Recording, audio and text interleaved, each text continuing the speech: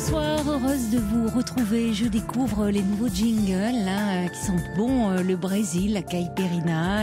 Oui, demain, effectivement, ça sera la nuit sera brésilienne sur Europe 1 puisque c'est le début du lancement de la Coupe du Monde de football. Coup d'envoi avec Nicolas Poincaré et puis toute la nuit ça va vivre au rythme du Brésil. Nous nous retrouverons donc dimanche, mais pour l'heure, eh bien, j'espère que vous allez bien, vous n'êtes pas trop fatigué, vous avez pu rentrer chez vous sans trop de difficultés après cette journée de grève. Et je vous propose maintenant de vous installer confortablement pour écouter pendant ces 2 heures de direct les auditeurs d'Europe 1 qui vont nous appeler, qui nous appellent déjà au 39 21, où les attendent Jeanne et Paul.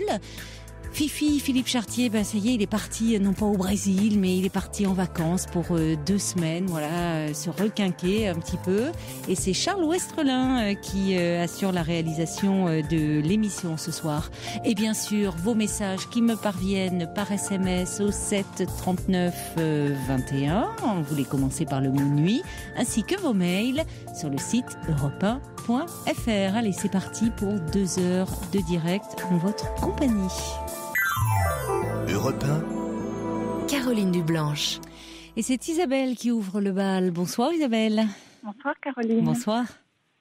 J'ai connu un homme il y a 8 ans et en fait j'expliquais que j'ai pas cessé de faire des allées et venues dans cette relation, pensant que l'amour était ailleurs en fait, et je me suis aperçue que j'aimais cet homme quand au printemps dernier, eh bien, il a rencontré quelqu'un et voilà, et ça a été terrible pour moi. Et je lui ai dit que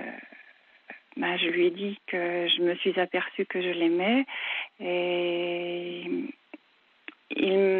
ayant démarré cette relation au printemps dernier, il m'a demandé d'attendre quelques mois.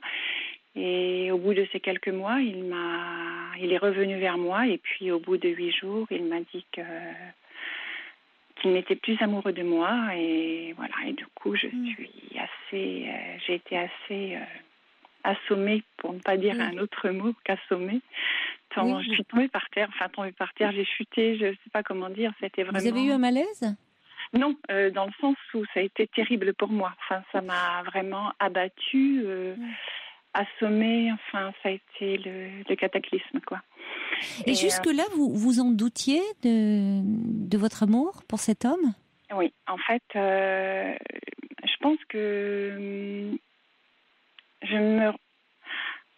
je sais pas, c'est très difficile à expliquer. Je pensais que ce que je ressentais pour cet homme-là, c'était pas de l'amour, et que l'amour, j'imaginais quelque chose, j'idéalisais quelque chose, en fait, mais c'était vraiment autre que ce que je vivais avec cet homme-là. Voilà. C'était Qu'est-ce que vous viviez alors, justement, avec cet homme ? Parce que vous me parlez d'aller-retour pendant 8 ans. C'est-à-dire que c'est comme si je trouvais tout le temps des excuses ou des raisons pour ne pas faire durer cette relation. Donc voilà, il y avait toujours des bonnes raisons ou des mauvaises raisons. Est-ce que lui le souhaitait ? Alors non, lui était très amoureux de moi. Et donc je vous demandais si lui le souhaitait faire durer cette relation. Alors oui, parce qu'en fait, au départ, il comprenait pas. Je pense que je l'ai fait souffrir beaucoup. Et quand je revenais, il repartait avec moi. Oui. Et quand vous partiez, quand vous vous éloigniez de lui, c'était justement pour quelle raison ? Alors, parce que vous ne l'aimiez pas assez, parce que... en fait, je pense qu'il y avait des peurs. Il y avait des peurs parce que... alors, c'est vrai que c'est un peu... j'ai vécu 20 ans, mariée, mais j'ai été essentiellement mère. Et cet homme que j'ai rencontré m'a révélée femme. Voilà. Donc, j'ai découvert tellement de choses. Je pense qu'il y avait beaucoup de peur.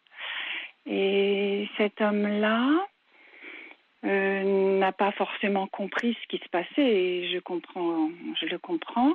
Et du coup, il est arrivé qu'il rentre dans de grandes colères.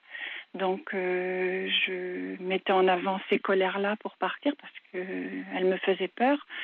Il est arrivé aussi qu'il y ait un peu de violence, un petit peu, mais voilà. Et Des violences donc de sa part quand oui, quand vous le quittiez, quand vous repartiez. Mais de violence en parole ou en parole, oui.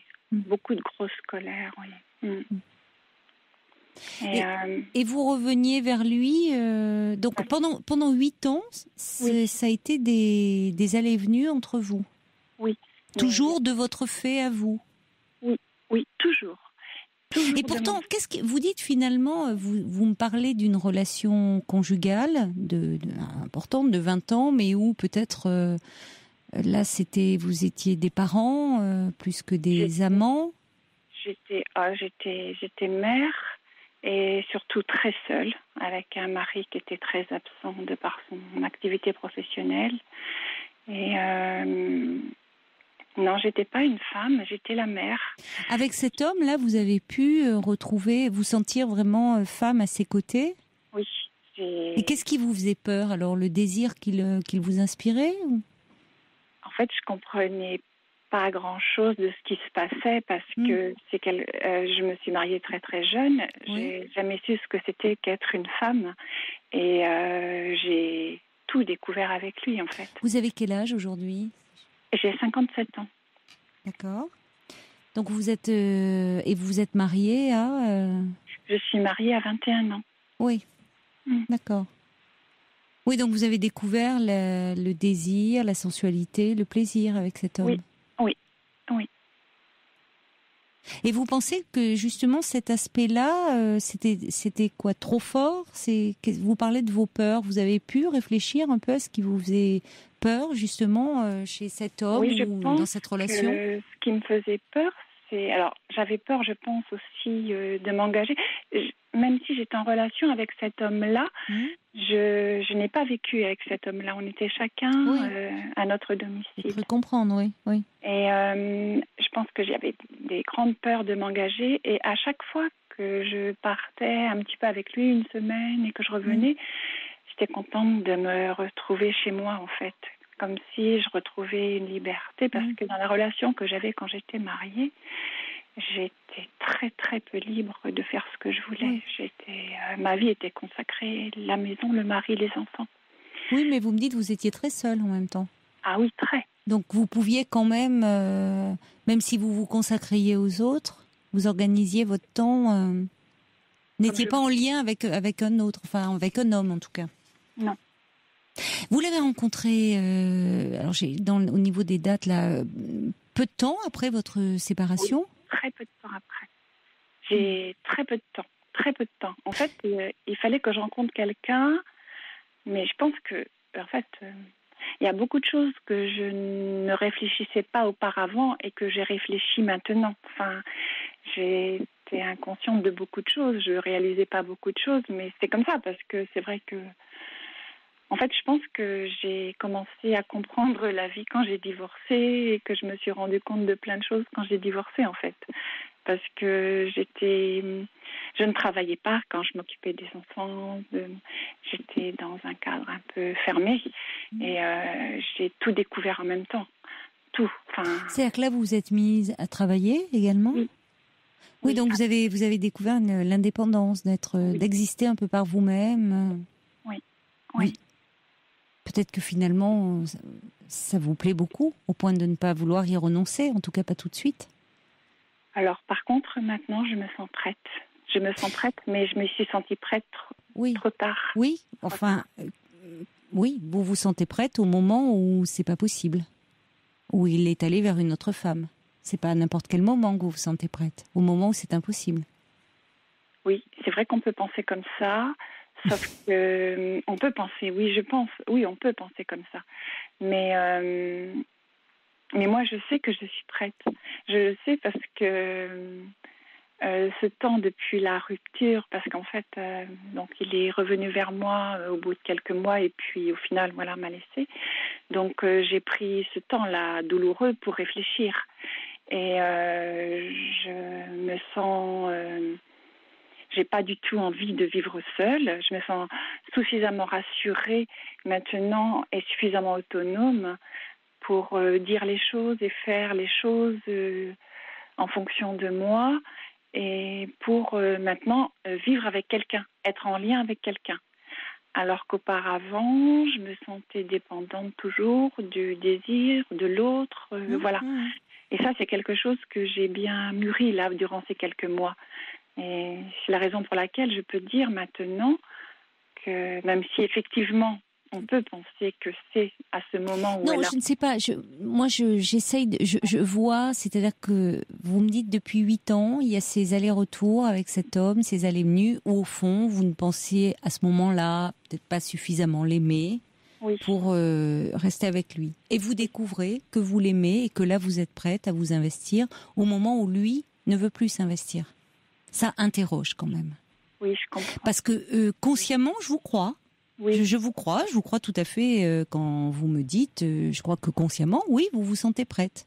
Oui. Mais qu'il y a beaucoup de choses qui nous échappent, qui ne relèvent pas du seul conscient. C'est-à-dire que je pense qu'il y a une partie de vous qui n'est peut-être pas si prête que ça. Parce que ça ne peut que... On se demande quand même qu'est-ce qui fait que vous vous sentez prête au moment où il y a une troisième personne et où vous êtes devant une impossibilité. Donc oui, vous pouvez dire sans risque, effectivement, que vous êtes prête, puisque lui ne l'est pas.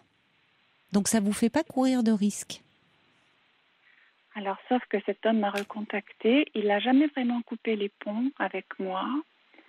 Donc au début, je lui disais de cesser de me contacter parce que ça me faisait très mal, très très mal, et que je suis en train, d'essayer de passer à autre chose. Mais le week-end dernier, il m'a appelé longuement et il m'a dit qu'il m'aimait, mais qu'il n'était pas question qu'il quitte la compagne qu'il avait actuellement. Donc, pour quelle raison ?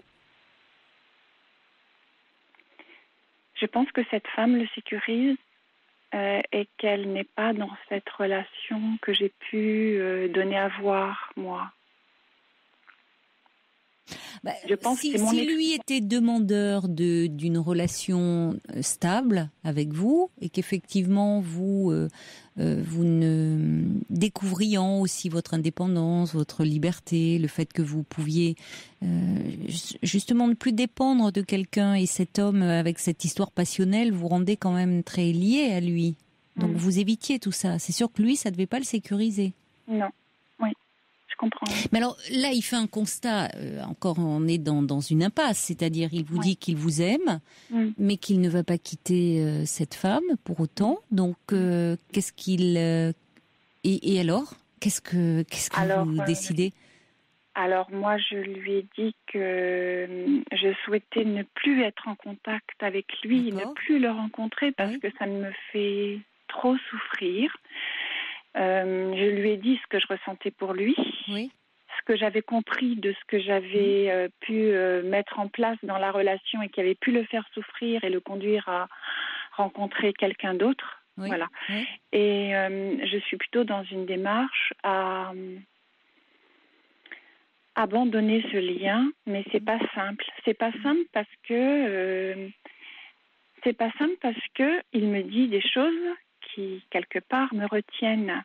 Et pourtant, je sais... Qu'est-ce qu'il vous dit, par exemple Quand il me dit qu'il m'aime. Il vous le disait auparavant ou c'est nouveau aussi ? Ah non, il me le disait, il me l'a toujours dit. Il vous l'a toujours dit ? Ah oui. Mais à ce moment-là, vous ne l'entendiez pas comme ça ? Non. Moi j'entends votre grande ambivalence, néanmoins. Oui. C'est-à-dire que d'un côté, vous me dites que vous êtes prête à vivre une histoire, à vous poser, à vous stabiliser, parce que vous savez mieux au fond qui vous êtes, ce que vous pouvez faire aussi, par vous-même, seul, et donc que vous craignez moins de retomber dans un schéma de dépendance qui a été le vôtre tout au long de votre vie conjugale. Et en même temps, cet homme-là, vous dites aussi que vous voulez, au fond de vous, vous défaire de ce lien. C'est-à-dire qu'il y a toujours ces deux aspects. Hein. Et peut-être qu'effectivement, après tout, on peut penser que vous êtes prête, ce que vous avez vécu avec lui, ce que vous avez vécu aussi sans lui, pendant ces 8 années, où vous avez appris finalement à faire connaissance avec vous-même et de quoi vous étiez capable. Oui. Puisque jusque-là, vous vous occupiez des autres, mais vous aviez un peu laissé votre vie personnelle en friche, fait que vous êtes plus confiante pour l'avenir. Oui. Et qu'effectivement, vous êtes prête peut-être pour une relation pour vous, qui ne sera plus comme celle d'avant, mais pas forcément avec cet homme-là non plus. Voilà, c'est ça qui est compliqué, c'est que, en fait, quand je dis que je veux me défaire de ce lien, c'est pour pas l'attendre, parce qu'en fait, il me dit qu'il n'est pas question qu'il quitte cette campagne, mais il laisse un peu planer le doute.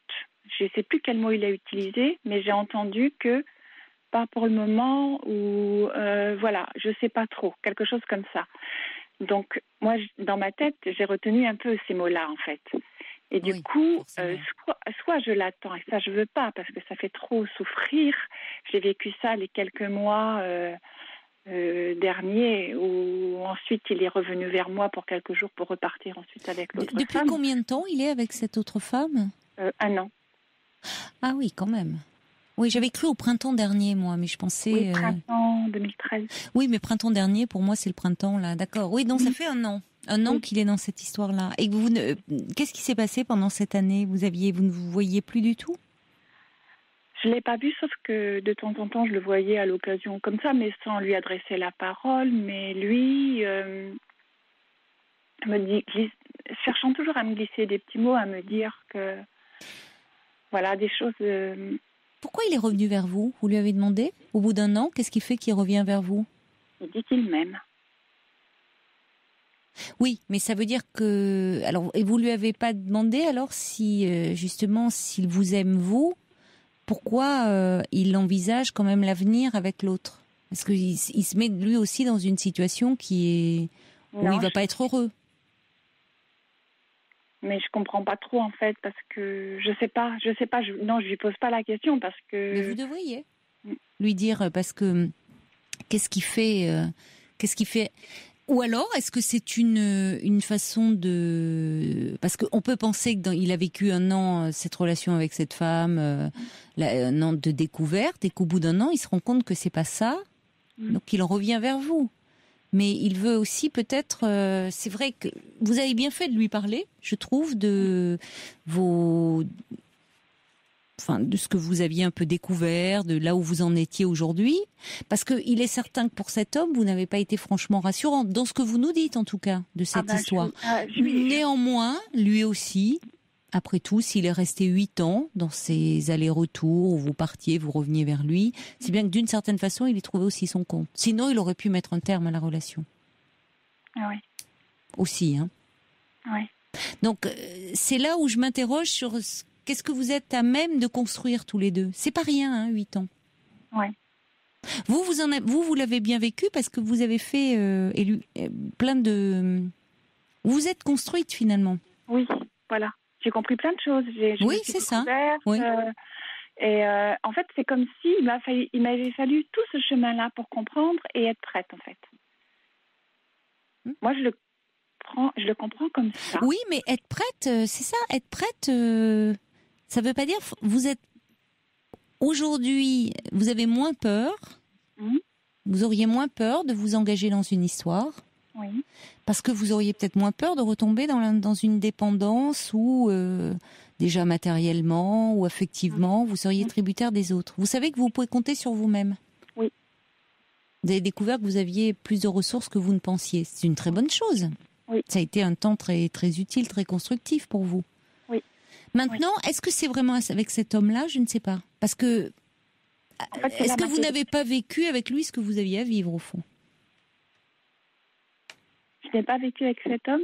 Parce que vous aviez à vivre l'un et l'autre ensemble, ou vous avez été une quête plus personnelle, où vous êtes parti un peu à la recherche de vous-même, et où lui, alors là, on peut pas parler pour lui, hein, mais de son côté, c'est pas rien d'avoir accepté. C'est long, 8 ans, ces allées et venues. C'est que lui-même, peut-être que je ne sais pas, dans sa vie, il sortait d'une séparation, d'une histoire qui faisait que il y avait certainement quelque chose qui lui convenait aussi. Sinon, on lâche avant 8 ans. Ouais. En fait, je suis prise dans quelque chose quand je dis raisonnablement, pour ne pas souffrir, je me dis qu'il faut que j'abandonne ce lien pour aller vers autre chose. Mais je me dis ça pour ne pas souffrir. Mais en fait, il y a une part en moi, surtout quand il me dit qu'il m'aime, qu'il attend un petit peu quelque part. Et j'arrive pas à franchir le pas définitivement, à me dire, est-ce que j'abandonne vraiment ce lien? Poussez-le dans ses retranchements. Qu'est-ce qu'il vous a dit quand est-ce qu'il y a eu un peu un retour? Est-ce qu'il a mieux compris votre hésitation, vos incertitudes? Est-ce qu'il a entendu que vous n'avez pas joué avec lui, avec ses sentiments, mais que ça correspondait à quelque chose de votre vie? Vous aviez vraiment besoin de ça aussi, de vous retrouver finalement. Or vous l'avez rencontré, cet homme, très peu de temps après cette rupture, après votre divorce. Et c'était peut-être pas trop tôt. Il a compris ça, il a compris que vous n'avez pas joué avec lui. Ah oui, il a vraiment compris. Il dit que lorsqu'il m'a rencontrée, j'étais comme une adolescente qui découvrait tout. Et effectivement, c'était vraiment ça. Hein. Fallait que je découvre tout. Et il a vraiment vécu tout ça. Ce que vous n'avez pas pu vivre au fond. Oui, voilà. Donc, ça, c'est une bonne chose. Qu'il ait pu comprendre que vous ne vous jouiez pas de lui. Maintenant, par rapport à ce moment-là, poussez-le un peu dans ses retranchements. C'est-à-dire, est-ce que, dans la mesure où il vous croit sincère, quand vous lui dites que vous avez mûri, que vous avez grandi, que vous avez évolué, et qu'aujourd'hui, passé ces étapes en accéléré, au fond de l'adolescence, de la jeunesse, où vous avez goûté, savouré pleinement votre liberté, que vous n'aviez pas pu vivre jusque-là, vous seriez prête à être dans une relation? Oui. Oui, mais c'est vraiment ça.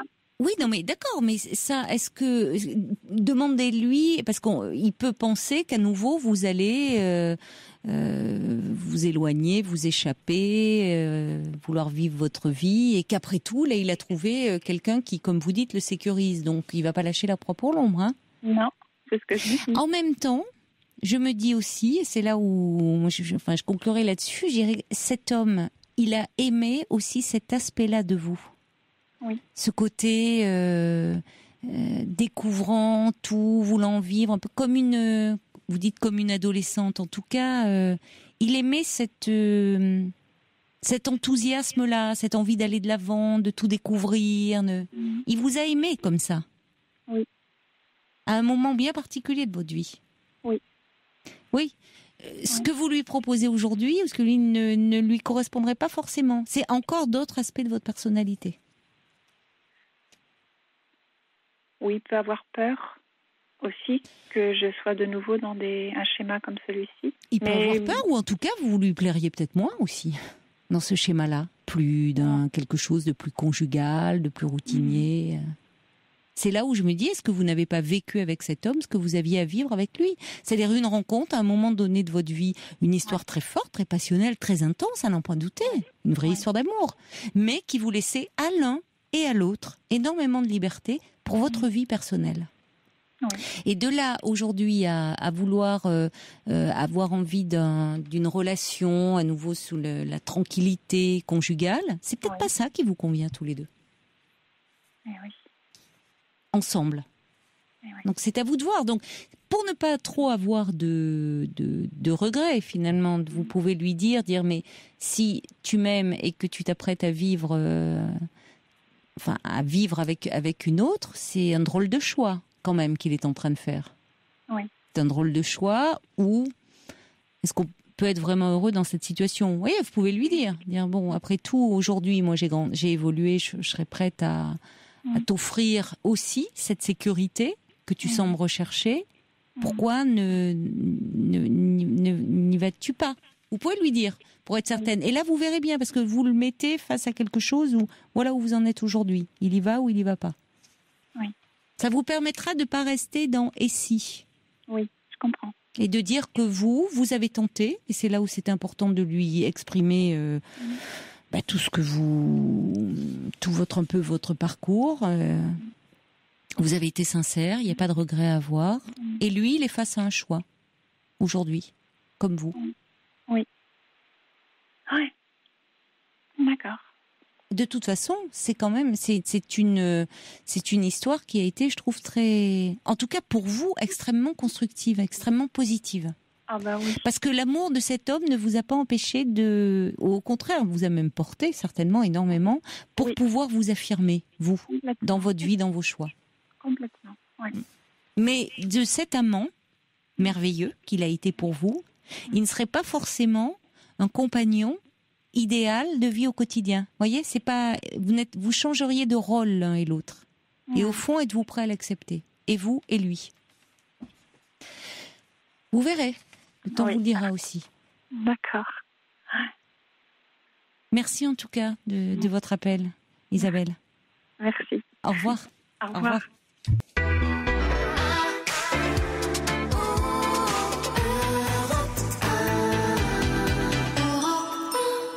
Alors Christelle a écouté attentivement Isabelle qui nous parlait de cette histoire d'amour qui dure depuis 8 ans, mais dans laquelle elle n'était pas prête jusque-là à s'investir. Elle dit, avez-vous vraiment confiance en lui? On accueille maintenant Claudine. Bonsoir Claudine. Bonsoir Caroline. Bonsoir. Merci d'avoir retenu mon appel. Je vous en prie. Voilà. Eh bien, écoutez, je suis dans une situation d'extrême blocage depuis plus de 2 ans, car mon mari a demandé le divorce et je n'arrive pas à quitter la maison. Donc, j'ai accepté de quitter la maison pour des raisons pratiques, si vous voulez, et je ne parviens pas à partir. Donc, voilà, je m'accroche. À la maison, est-ce que ça représente oui, pour moi c'est important, oui, c'est ce que ça représente, et c'est clair, ça je le comprends bien, mais matériellement c'est quand même pas une situation qui est très viable. Et pourquoi vous devriez quitter cette maison après tout? Il y a pas...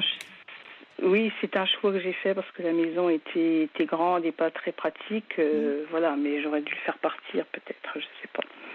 Je pensais que ce serait plus facile aussi de partir que je pensais que ce serait plus facile à faire.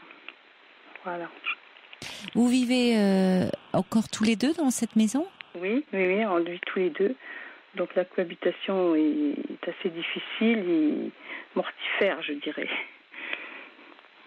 Oui, c'est-à-dire que vous ne vous parlez plus, vous n'avez plus d'échanges? Oui, quand même, il y a des échanges, mais quand il y a des échanges, j'ai l'impression qu'on peut renouer le dialogue, essayer d'avoir des explications, mais en fait, l'instant d'après, comme quelqu'un qui serait pervers ou qui, voilà, son comportement devient plus agressif après. Voilà, mais il y a des moments où on arrive à échanger quand même. Mais c'est une situation qui est douloureuse, voilà. Oui, forcément. Oui. Forcément que vous faites durer, mais en même temps, parce que vous espérez, vous auriez envie, vous, de pouvoir parler, échanger, comprendre peut-être comment vous en êtes arrivé là et essayer de faire bouger les choses. Allô, vous m'entendez, Claudine? On a un souci. Je crois que Claudine a mis son haut-parleur. Tout d'un coup, j'entends plus personne. Ouais, ça a coupé. C'est bien ce que je pensais. Bon, on va rappeler Claudine et on va certainement. Si on n'arrive pas à voir Claudine, ce que j'espère qu'on va pouvoir faire, on va appeler Samy. Déjà une petite réaction de Mika qui dit: est-ce que c'est bien votre maison que vous n'arrivez pas à quitter, ou plutôt votre couple? Oui, on peut penser la relation, leur histoire, mais il faudrait que Claudine puisse nous en dire plus. On a un petit souci de téléphone. Jeanne essaye de la rappeler et on devrait la retrouver tout de suite. Claudine, vous êtes là? Voilà, écoutez, excusez-moi, oui, si. Notre téléphone nous lâche. Voilà. Ah, c'est ça. Alors, je sais pas, vous avez appuyé sur une touche ou ça faisait un peu haut-parleur. Non, je pense que c'est une batterie qui a dû se décharger. Bon, Voilà. rechargez vite la batterie. Est-ce que cette histoire, vous aimeriez faire en sorte que ça s'arrange, parce que c'est vous qui essayez de parler avec lui, de comprendre. Oui, toujours. J'essaie que ça s'arrange, j'essaie de nouer le dialogue, d'essayer de mettre les choses à plat, de dire, de faire des concessions, de donner des explications, mais apparemment aucune négociation, N'est possible. Il écoute en tout cas, mais après il redevient agressif. Quand il a demandé à divorcer, est-ce qu'il vous a dit un peu ce qu'il en était ? Pas du tout. Je l'ai appris par courrier alors qu'il est parti, donc pas du tout franc, quelque chose de. Il vous a laissé une lettre ? Non, j'ai reçu la lettre de l'avocat. Ah voilà. Oui. Mais à ce moment-là, déjà, vous ne vous parliez plus trop ? Alors, il a toujours été, ça a toujours été assez difficile de parler. Je me suis toujours beaucoup trouvée dans une situation, je pense, de dépendance, à élever les enfants. Et j'ai toujours attendu que ça aille mieux quand il serait plus libre sur le plan professionnel. Et en fait, ça ne s'est jamais passé. Voilà. Et en fait, il part même seul. Il part pas avec une autre femme. Hein. C'est ça que je ne comprends pas. Voilà. Et que vous n'acceptez pas, semble-t-il. Et que je n'accepte pas. Alors peut-être qu'il faut se dire, il a le droit d'être comme ça. Voilà. En tout cas, vous me dites que vous, la relation, je reprends votre expression, est mortifère. C'est-à-dire que vous, voilà. vous m'avez dit, vous vous accrochez depuis 2 ans et demi, mais à quel prix peut-être pour vous aussi ? Oui, c'est un peu difficile, mortifère, parce que en fait, j'en fais de moins en moins. Ma situation, enfin ma santé se dégrade. Ah bon ? Qu'est-ce qui se passe ? Comment, à quel niveau ? Je déprime, donc je suis de plus en plus mal. Voilà. Donc. Oui, ça va pas là. Il y a de quoi en même temps déprimer. C'est déprimant ce que vous décrivez. D'être, vous l'avez dit d'ailleurs, dès vos premiers mots, dans une situation bloquée. C'est ça. Où vous ne voyez aucune possibilité d'ouverture, puisque parfois vous avez essayé d'ouvrir le dialogue, mais il referme automatiquement. Lui-même, Qu'est-ce qu'il en dit ? C'est-à-dire, parce qu'il y a eu cette lettre d'avocat, mais depuis 2 ans et demi, il n'y a rien. C'est-à-dire qu'il vous dit pas, il pourrait lui aussi, après tout, ça ne vous aide pas non plus, je trouve, parce qu'il pourrait dire, bon, moi j'ai pris ma décision, je comprends que ça soit difficile pour toi, mais je m'en vais, enfin, lui aussi, après tout, quitter la maison. C'est lui qui était demandeur. Voilà, oui, exactement. Et c'est ce que j'attendais, au moins avoir une explication, me donner un peu ses motivations. Il a peut-être le droit de penser tout ça, bon voilà. Mais je n'ai rien de sa part comme explication, à part qu'il veut être seul. Voilà, donc il fait rien, il délaisse tout. Oui, mais il est très passif depuis. C'est-à-dire que là, c'est... Moi aussi, j'y suis passive. Mais forcément, vous êtes dans une position de repli, là, et attendre, finalement, voir qui va bouger. Voilà, donc je venais un petit peu auprès de vous en disant comment débloquer une situation comme ça, je ne sais pas. Ou alors je saute et je plonge en allant dans un autre appartement, dans une autre maison, sans me poser de questions, et après je verrai. Voilà. C'est-à-dire que là, je pense que effectivement ne pas arriver à prendre de décision, à rester comme ça bloqué, finit par, vous le dites, être très déprimant, et il y a peu de chances que ça bouge, parce que lui-même, je trouve que ça interroge, c'est-à-dire qu'il fait le premier pas et après il attend. Il y a quelque chose de très agressif, je trouve, dans cette passivité. Oui. On attend quoi finalement ? Non seulement ça dégénère encore plus. Je trouve que c'est pervers, parce que c'est quelque chose de sournois aussi, qui fait du mal, puisque les mots ne sont pas dits, c'est pas sincère. Voilà, rien.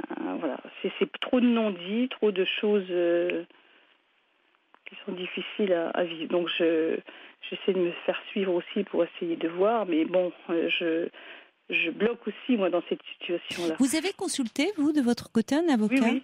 Ah, un avocat, oui, oui, oui. Parce que après tout, est-ce que vous avez essayé déjà de lui dire, bon, écoute, moi aussi j'ai pris une décision, on peut plus rester comme ça dans cette situation où il y a plus d'échanges entre nous, ou en tout cas s'il y en a, c'est très agressif. Et donc, oui, voilà, on va faire quelque chose en place, on va mettre quelque chose en place, mais après tout, si vous voulez rester dans cette maison, il faut voir, il peut racheter la part. Enfin, il y a des choses à faire. Voyez, oui, mais bon, c'est beaucoup trop important pour moi, donc je ne peux pas. C'est la raison pour laquelle j'avais accepté de partir, parce que seule ici, je ne peux pas. Et lui resterait dans la maison. Voilà, lui resterait. C'est peut-être ça que vous n'acceptez pas aussi. Enfin, il y a ce côté-là, c'est-à-dire que vous subissez déjà la décision. Et ça se comprend, que vous n'acceptez pas. Et en même temps, en plus, lui ne changerait rien à son mode de vie. C'est vous qui devriez faire des démarches, vous trouver un appartement. Je comprends aussi que vous résistiez, puisque vous n'êtes pas demandeuse. Voilà, je ne suis pas demandeuse, donc je fais de la résistance. Mais ce qui est incroyable, c'est que lui reste, c'est-à-dire qu'il est là tous les soirs, il rentre tous les soirs. Écoutez, il est beaucoup enfermé avec 3 ordinateurs, de télé, etc. Donc le voir comme ça toute la journée, il est à la retraite. Oui, donc je pense qu'il déprime, mais c'est pas un retraité actif. Hein. C'est un retraité qui doit déprimer. Voilà. Oui, c'est ce qui vous fait dire qu'il n'a pas quelqu'un qui passe sa vie sur ses ordinateurs et il est dans la maison. Oui. Vous prenez vos repas ensemble ? Pas toujours, hein, non, pas toujours. Et vous dormez ensemble encore ? Ah non, pas du tout. Non. Donc vous cohabitez quand même, c'est ça. On cohabite, mais bon, c'est pas une cohabitation sympathique. Hein. Mais c'est ça, voilà. Ça. Il y a plus de... Forcément, il y a beaucoup de tensions entre vous. Vous avez des gens sur qui vous appuyez dans votre entourage familial, amical ? Un petit peu, oui, quelques-uns quand même, oui, voilà. Donc... Bon, en général, on me conseille de partir, mais je sais très bien qu'il faut que je parte. Mais c'est cette impulsion que je n'ai pas... Alors, est-ce que vous n'en avez pas l'énergie actuellement ? Parce que vous me dites que vous vous sentez déprimé, donc peut-être que vous n'avez pas l'énergie aussi. Il faut de l'énergie pour se séparer. Oui, c'est compliqué d'aller faire les démarches, voir un avocat, faire des démarches pour trouver un appartement. Enfin, il faut être en forme pour ça. Alors, parfois, la colère donne cette énergie. Le fait de, mais là, vous êtes plus abattu qu'en colère, semble-t-il. Oui. Oui. Et vous ne pourriez pas partir là l'été approchant, par exemple, trouver un lieu un peu pour vous ressourcer, c'est-à-dire un compromis en attendant, parce que, comme vous dites, rester cette cohabitation, elle est angoissante, elle est déprimante. Peut-être profiter de l'été pour aller vous ressourcer, soit un peu avec une amie ou un peu dans de la famille, ou peut-être partir quelques jours. Plus souvent, mais c'est pas ça qui règle mes problèmes. Donc non, c'est vrai que ça ne règle pas vos problèmes, mais ça vous permet un peu de prendre le large, de plus être dans cette tension. Dans dans ce contexte où au fond rien ne bouge et où lui ne vous aide pas, parce que qu'est-ce qui par moment quand il devient agressif, c'est-à-dire qu'est-ce qu'il vous dit, qu'il faut se séparer, qu'il faut faire quelque chose? Ah oui, qu'il ne me supporterait pas encore 1 an dans la maison, que je dois partir, qu'il va me retirer les serrures, etc. Bon voilà. Donc c'est des mots quand même assez violents. Oui, c'est violent. Voilà. Oui, c'est violent, comme si vous n'avez plus votre place ici. Voilà, il y a des façons plus élégantes de le dire. Voilà, donc je trouve que de la façon dont il se comporte, je peux accepter qu'on veuille partir, mais bon, on n'utilise pas des mots. Et malgré tout, en étant quand même... en gardant une estime pour l'autre. Alors que là, il y a beaucoup d'agressivité. Et c'est ça, ça vous ronge, ça. Voilà, il y a un manque de respect, je trouve. Oui. Voilà, c'est ça. Oui. Donc il faut vous préserver. Oui, parce qu'on vous sent finalement davantage prête à dire que c'est plus tenable pour vous non plus, cette situation.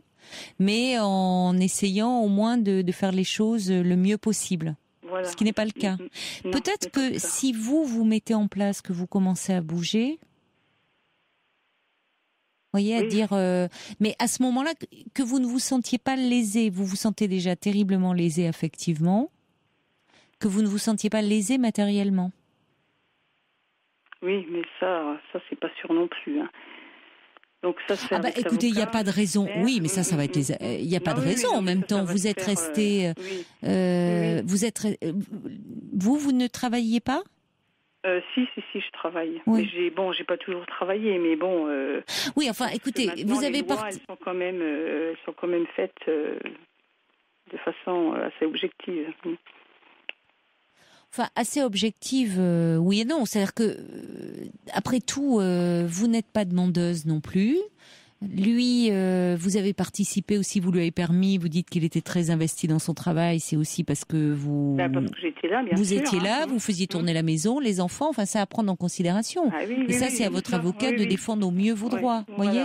Vous retrouviez pas... Je comprends que si vous, c'est la maison dans laquelle vous vivez aussi depuis des années, enfin que vous n'avez pas envie de vous retrouver dans un petit logement exigu, vous voyez, il faut que vous retrouviez quand même un certain confort.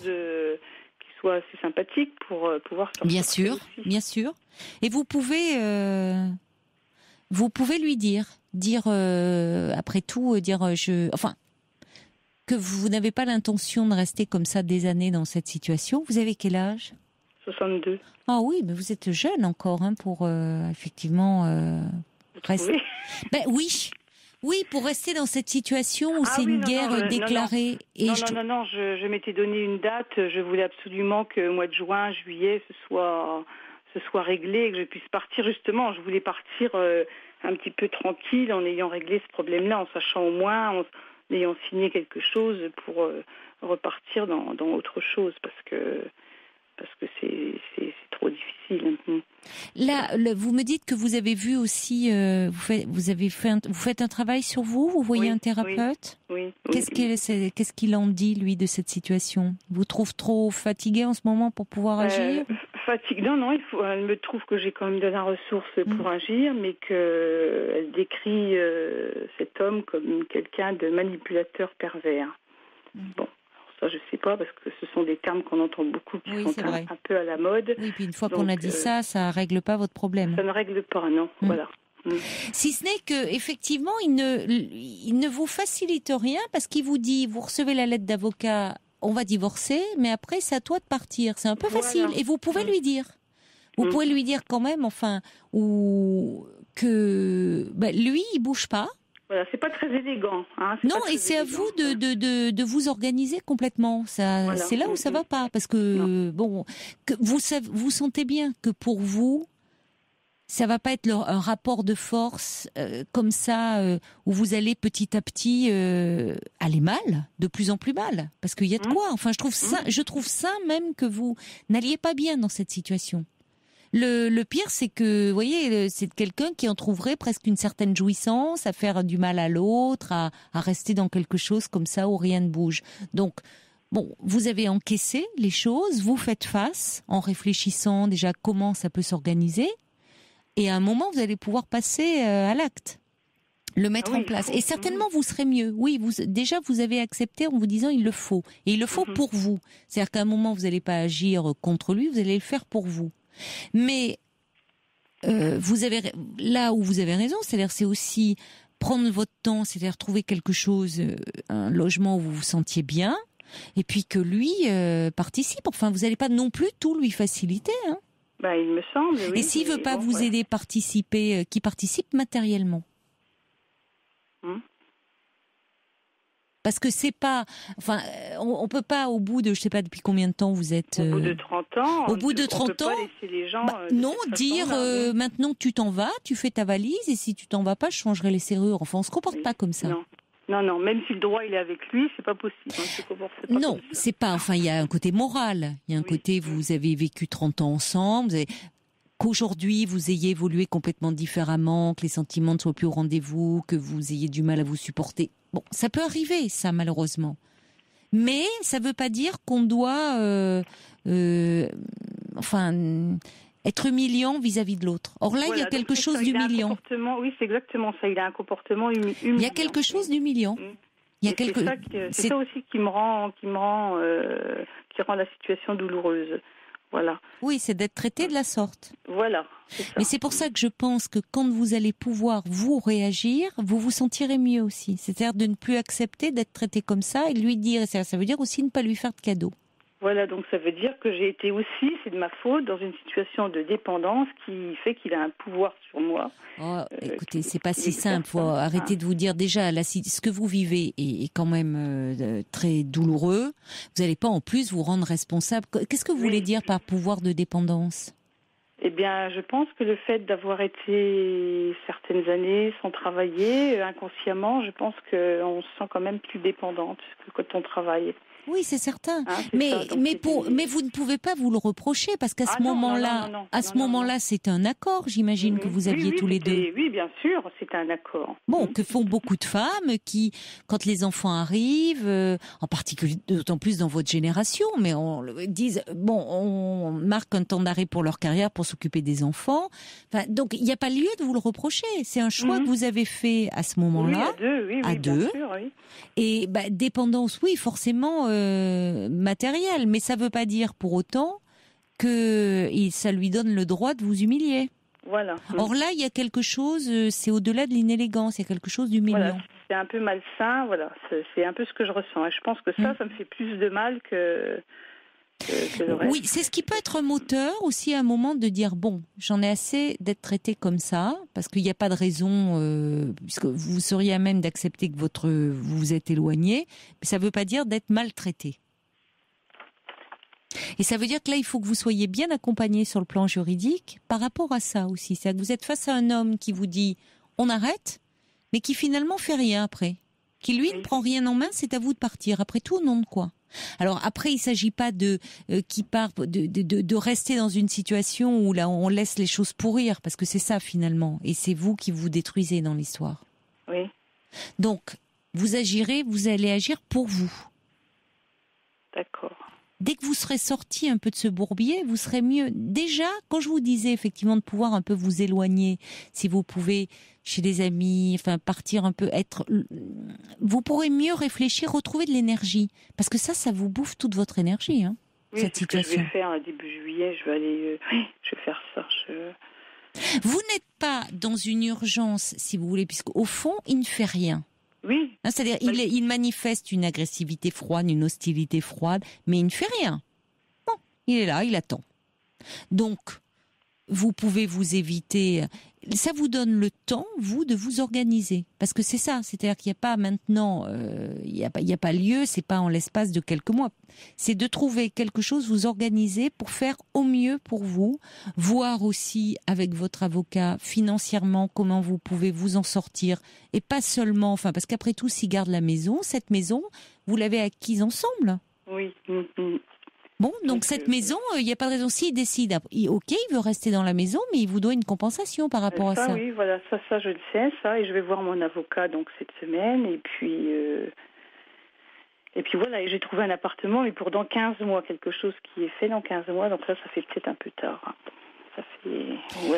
C'est à vous de voir. Peut-être que vous avez aussi besoin. Le fait de savoir que c'est dans 15 mois, vous avez peut-être besoin encore aussi de vous préparer. Vous pouvez vous donner aussi plus de liberté pour aller à droite à gauche, limiter la cohabitation. Le fait, finalement, vous n'avez aucun compte à lui rendre. Vous n'avez plus aucun compte à lui rendre. Et puis le fait d'avoir signé, peut-être que je serai dans une autre démarche plus positive. Et plus sécurisante aussi, parce que là, il vous met dans l'insécurité, il vous plonge dans l'insécurité. Et d'ailleurs, même en disant, je changerai les serrures. Enfin, c'est inadmissible, il n'a pas le droit de faire ça. C'est très violent. Oui, c'est violent parce que déjà, c'est douloureux d'envisager une séparation, mais en plus, c'est du jour au lendemain, il pourrait vous mettre à la rue. Dans les faits, ça se passe pas comme ça. Il le dit, mais il le fait pas. Il peut pas faire ça. Hein. Mais bon, c'est quand même. Mais c'est angoissant. C'est quand même quelque chose d'angoissant qu'on ne doit pas faire à un être humain. Et je pense surtout dépourvu de sentiments sur certains plans quand même. En tout cas, il y a malheureusement, à un moment, on peut accumuler tellement de ressentiments, tellement que ça peut basculer dans une forme de haine. Hein. C'est là où qui est un lien aussi puissant, la haine, hein, d'ailleurs. Oui, voilà, c'est Oui, ça. oui. Donc après, on peut être dans Mais je ressens en ce moment qu'on bascule dans des choses comme ça. Oui, mais c'est inévitable. Quand je peux m'en aller, je m'en vais, et voilà, oui.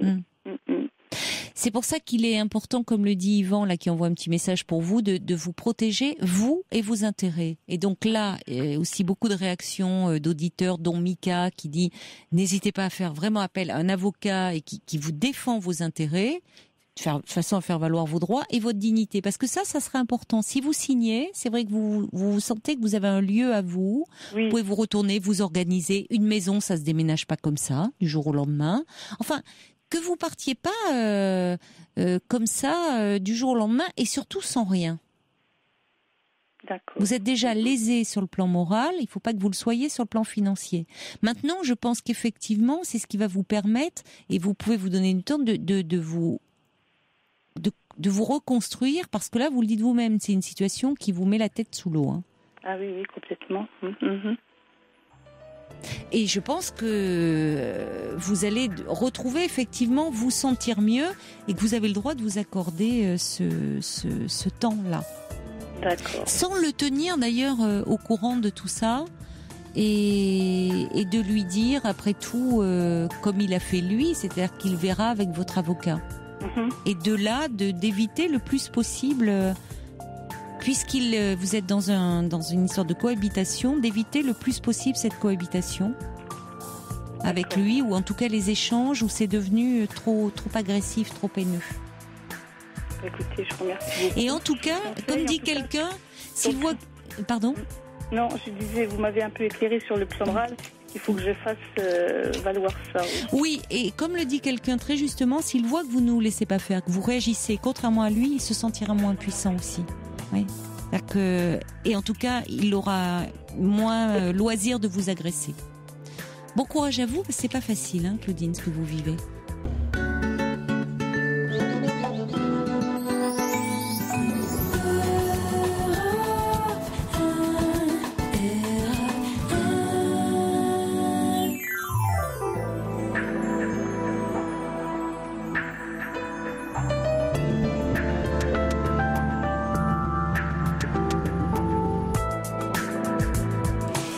Deuxième heure de votre libre antenne, et je vous invite à continuer à appeler le 39 21 pour me parler de vous, et si vous avez envie de réagir également aux différents témoignages, n'hésitez pas à nous rejoindre à tout moment à ce numéro.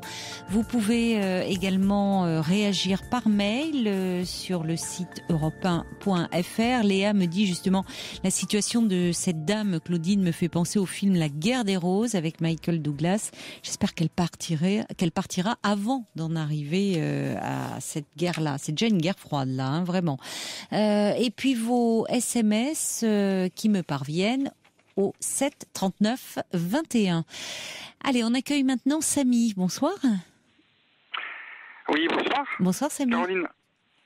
Je vous rappelle, l'année dernière, je vous avais appelé. Ah bon, d'accord, oui.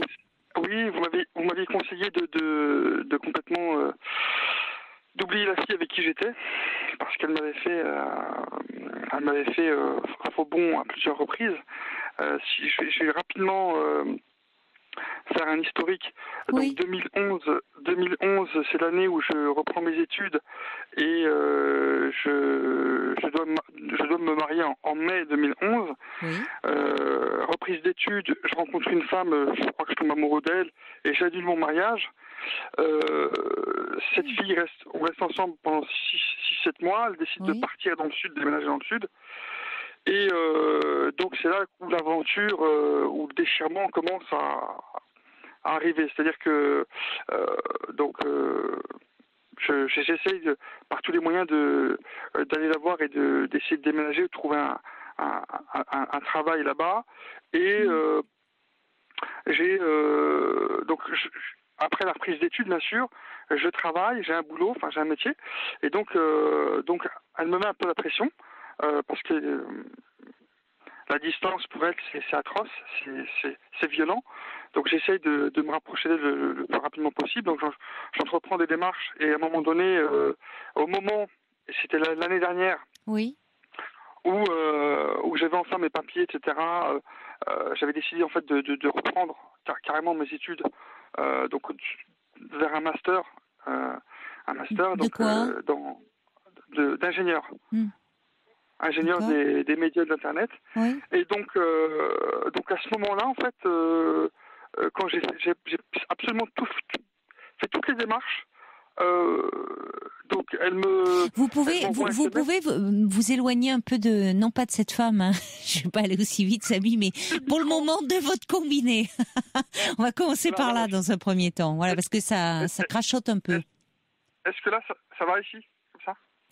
Ah, je sais pas, je vois Charles qui fait des réglages, là, qui s'interroge, qui se touche la barbichette, là, il a l'air pensif, vous lui causez des soucis. On va essayer, comme ça, moi ça me va en tout cas. Hein. Allez-y, parlez-moi, ça m'ira encore mieux. Désolée, hein, mais c'est des questions de réglage. Je vous ai interrompu, mais c'est Charles qui trouvait que le son n'allait pas. Voilà. Alors, est-ce que ça va maintenant? Bon, on a l'accord. Monsieur Charles nous dit que c'est OK, on peut continuer cette conversation. Ah, non, mais il fait son travail très très sérieusement, le jeune homme. Hein. Très consciencieusement. Très consciencieusement, exactement. Oui. Bon, bah écoutez. On va pouvoir poursuivre. On va pouvoir poursuivre cette discussion. Vous avez une très bonne équipe. C'est vrai. Donc, écoutez, donc. Du coup, vous savez plus où vous en êtes. J'essaie de me rapprocher d'elle au maximum. Enfin, toute l'année où on est à distance, c'est-à-dire qu'on est à plus de 800 km. Et donc moi j'essaie de faire en sorte d'être présent, etc., etc. Sauf que bon, au moment où j'ai absolument tous les papiers, etc., oui. eh bien, elle me tourne le dos. Donc au moment où je suis inscrit à l'université, etc., etc. Et donc au mois de juin, exactement à la même date que maintenant, enfin la semaine dernière, elle m'envoie un SMS me disant basta, salut. Parce que je vous explique cette année. Mais je me souviens de vous. Je me souviens que vous étiez sur le point de. Effectivement, hein, c'est pas banal. Vous étiez sur le point de vous marier, vous annuler, enfin, le mariage, et finalement, la femme pour qui vous annulez votre mariage vous largue. Exactement. C'est ça. Bon, je résume, c'est un peu sec, hein, mon résumé, oui, mais ça revient à ça quand même. Hein. Alors vous lâchiez tout pour elle, hein, quand même. Hein. Vous alliez la rejoindre dans le sud. Vous annuliez votre mariage et bon, elle vous dit que c'est terminé. Et quand même, je me dis, c'est quand même quelque part ce qui m'avait rassuré, quelque part, c'était aussi le choix de reprendre les études. C'est quand même depuis très très longtemps, le fait de ponctuer, de finaliser mon projet que j'avais depuis très très longtemps. Et je me suis dit, de toute manière, le projet professionnel, il est sûr, mais l'autre n'est pas sûr. C'est-à-dire que l'autre, c'est la fille. Elle n'est pas sûre. Parce que quand j'avais parlé avec vous, il y avait aussi ce qui était magnifique, c'était que derrière, vous avez reçu des messages, des personnes qui m'avaient recontacté. Et vous m'aviez dit, et la plupart m'avaient dit, évite-la, ne la fréquente plus, oublie-la, tourne la page, etc., etc. Et c'est ce que j'ai fait. Mais de toute façon, on ne pouvait que vous conseiller ça, puisque c'est elle qui vous disait qu'elle voulait arrêter la relation. Qu'est-ce que vous pouviez faire? C'était violent. Je me souviens très bien. Mais alors, comment ça va aujourd'hui, un an plus tard? Eh bien, écoutez, attendez, un an plus tard, c'est-à-dire qu'au mois de septembre, je suis retourné avec elle, à l'université, à Toulon, et c'est là où, en fait, le problème a commencé. C'est-à-dire qu'elle savait où j'habitais, donc elle venait se garer devant chez moi, et forcément, à un moment donné, vous êtes super bien, parce que je me sentais bien, j'avais fait l'ascension du Mont Blanc, j'avais été bénévole pour des gamins, enfin, j'avais été dans les Pyrénées, les Alpes, j'étais super bien. Vous aviez une énergie incroyable, oui. Nouvelle vie, sauf que là, bon, elle arrive comme une fleur, et puis bon, là, forcément, j'ai été complètement déstabilisé. Mais elle arrive, attendez, j'ai du mal à suivre. Elle revient au mois de septembre, elle se garde devant chez vous, elle reprend contact avec vous, elle vous dit quoi? Elle veut renouer avec vous? Elle veut renouer avec moi. Et vous avez repris avec elle la relation? Et malheureusement, j'ai renoué avec elle. Septembre, octobre, novembre, décembre. J'ai renoué avec elle. Et là, à nouveau, au mois de juin, elle vous dit, on arrête. Le mois de juin vous est fatal, mon pauvre Samy. C'est un cauchemar. C'est incroyable. Mais non, mais c'est incroyable, oui, c'est ça. Et au mois de juin, le même topo, elle vous dit par SMS qu'elle veut arrêter. Le même topo. Jamais au téléphone, c'est-à-dire que j'essaie de parler. Même topo, c'est-à-dire que la veille, elle me dit chérie, etc. Le lendemain, voilà. Le lendemain, message, on devait partir en croisière la semaine prochaine, enfin c'était cette semaine. Et ça y est, les billets sont pris là pour la croisière ? Non. On devait en fait, ça se devait se faire entre samedi et dimanche, mais elle m'a largué en fait mardi dernier. Non, mais ça, la croisière, ça lui plaisait pas là. Le choix de la destination lui convenait pas, et elle a pas osé vous le dire, et voilà. Donc du coup, elle arrête, voyez. Non, mais elle veut passer l'été tranquille, elle revient en septembre, vous retrouvez. Non, mais c'est incroyable quand même, elle va pas bien. Bah après, je me dis, est-ce que c'est moi qui va pas bien ? Parce que moi, en fait, moi, ce que j'ai fait, parce que en fait, j'avais un stage. Vous savez, quand vous faites un master, vous avez un stage à faire. Et donc, pour pas qu'elle m'en veuille, je dis voilà, comme toi, tu es dans le secteur, tu as beaucoup de contacts. Moi, je vais chercher de mon côté un stage, un employeur, et de ton côté, tu vas essayer de me pistonner, essayer de me trouver des pistes, afin que je puisse faire mon stage Toulon, Marseille, Nice. Et le problème, c'est qu'il n'y a pas eu de contact, et moi, j'avais un contact dans ma ville natale, et quand j'ai attendu chercher, j'ai fait l'effort, etc., de trouver un stage, j'ai pas trouvé. Au dernier moment, j'ai pris celui de ma ville natale, où je suis retourné un mois, mais pareil, c'est-à-dire que on se revoyait le week-end, on se revoyait pendant 4-5 jours. Moi, je vous admire d'arriver à poursuivre quand même, à reprendre vos études, trouver votre stage dans ce contexte-là, parce que ça, vous arrivez à tenir le coup, à pas vous laisser démoraliser. Mais alors, qu'est-ce que vous attendez de moi ce soir, Samy ? C'est ça, j'ai du mal à comprendre là. Est-ce que vous avez déjà rencontré ce genre de situation improbable Ah non, non, comme ça, non. Et vous, quand elle était revenue en septembre, donc qu'elle avait envie de reprendre avec vous, vous lui aviez demandé qu'est-ce qui s'était passé ? Pourquoi au mois de juin elle était partie comme ça brutalement du jour au lendemain ? Vous lui avez demandé, vous lui avez posé la question ? Ouais, mais je n'ai jamais eu de réponse, en fait. Je n'ai jamais eu de réponse. Et même chose pour là. C'est-à-dire que, je vous promets, c'est vrai que moi j'ai poussé un peu parce que je commençais à voir que, comment dire, je sais pas, j'ai senti qu'elle, un changement quand même. Vous avez senti qu'il y avait un peu de par rapport à nos SMS, parce qu'il y a un moment donné, elle m'a dit voilà, il y a une évolution, etc. On me propose un poste évolué, etc. Et moi, je lui dis ce que je pensais de son poste. Et à partir de là, je crois que je sais pas, ça a dû la vexer. Bon, j'essaie de me rattraper en lui disant, écoute, de toute manière, voilà, félicitations, de toute manière, tu le mérites. Sauf que toi, c'est ton cheval de bataille, c'est l'écologie, c'est pas le business. Enfin bref. Bon, ça c'est ce qu'elle voulait faire, sa formation et autres. Mais en tout cas, par rapport à vous, là, moi je me souviens très bien de votre histoire. Vous avez quand même annulé un mariage, vous êtes rapproché de sa région. Ah ouais. Au final, exact. Elle vous plante comme ça, sans aucun préavis, sans vous donner aucune raison. Ce que je trouve fou, c'est que, après vous êtes accro à cette fille, mais elle revient, elle vous donne aucune explication. Je trouve ça un peu gonflé. Oui, et en tout cas inquiétant, préoccupant, ou alors ça a pu lui faire peur, la pression, mais que ça lui mettait sur les épaules et sur votre relation, puisqu'elle savait que pour elle, vous avez renoncé à énormément de choses qui étaient importantes pour vous. Elle aurait pu, mais moi ce qui m'ennuie, c'est que c'est quelqu'un qui, semble-t-il, ne peut pas verbaliser, ne peut pas expliquer les choses, et du coup, vous savez, il y a des gens comme ça qui sont très impulsifs. Ils n'expliquent pas, c'est même pas prémédité, c'est tout d'un coup, ils agissent. Ils passent à l'acte, on dit dans notre jargon. Ouais. Mais du coup, c'est quand même, c'est pas très rassurant. Vous en convenez cette fois-ci, non ? Ah, mais complètement. Non, je vous dis ça parce qu'il il se peut qu'elle revienne vers vous. Dans sa façon de faire, c'est pas exclu qu'elle revienne vers vous. Oui, je me dis alors, fais pas la même erreur que l'année dernière, parce que l'année dernière, j'avais remué ciel et terre. Mais je comprends. Je m'étais même affiché presque, parce que bouquet de fleurs, j'ai fait des trucs complètement dingues. Et là, cette année, j'ai fait... Quand elle m'a envoyé ce message, elle m'a dit oui, tu refais elle m'a dit, je faisais les mêmes erreurs qu'avant, c'est-à-dire que la distance... Après, j'avais pas compris. Non, mais je comprends que vous ayez replongé, parce que, outre le fait qu'elle vous plaisait beaucoup, sinon vous n'auriez pas annulé tout votre mariage.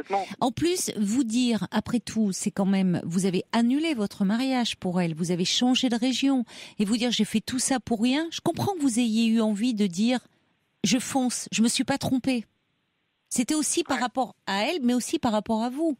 De dire qu'au fond, vous aviez eu raison de faire tout ça. Et dans le fond, vous avez eu certainement raison, parce que si vous étiez marié avec celle que vous aviez choisie en première instance, quand on voit le coup de cœur que vous avez eu pour une autre, on se demande, le mariage, il n'aurait pas tenu longtemps. Donc il valait mieux le faire. Le problème, il n'est pas là. Le problème, c'est si elle revient, parce qu'il est possible, comme elle part toujours sans aucune explication, elle peut revenir de la même façon. Il y a un côté un peu immature. Alors, il y a quelqu'un, Yapnop, qui a une explication plus rationnelle, mais pourquoi pas, il dit, à mon avis, c'est une saisonnière. Hein. C'est ça, vous savez, il y a des gens qui font les saisons, mais saison d'été uniquement. Et les saisons d'hiver, elle est libre. Non, mais il plaisante, hein. Bon, en tout cas, il y a Sergio qui dit, le mois de juin est meurtrier pour vous, il faut vous lancer, il a un petit conseil, un petit remède, il dit, allez, lancez-vous à fond dans la Coupe du Monde pour vous consoler.